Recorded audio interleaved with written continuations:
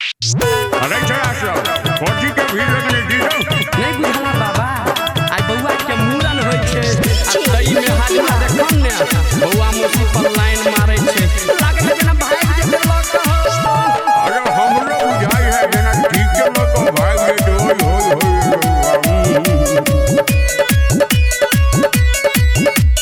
रूपम recording studio जीवा चौक मधुबनी।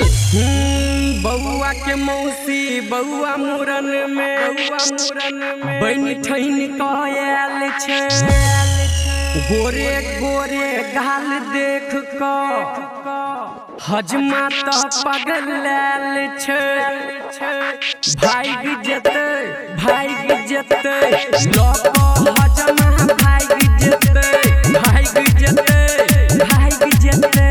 लहका हजमा भाग जेते। रूपम रिकॉर्डिंग स्टूडियो जीवा चौक मधुबनी। भाग जेते लोक हजमा भाग जेते लहका हजमा भाग जेते।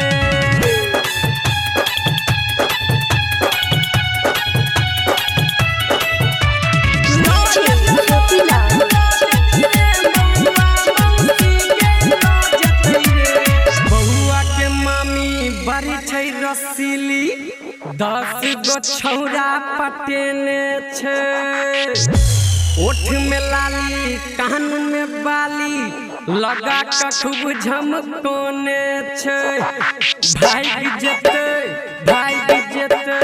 लोग हजमा भाग जेते लोग हजमा भाग जेते। रूपम रिकॉर्डिंग स्टूडियो जीवा चौक मधुबनी।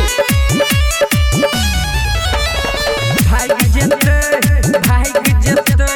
लोग हजमा भाग जेते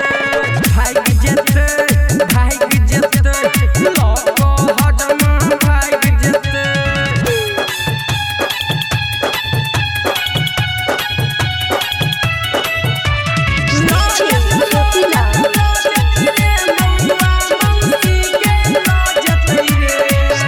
बउआ के नानी देतौ सोना चानी और देतौ रुपैया रे अनिल रूपम गावल छे बउआ लेल बधैया रे भाग जेते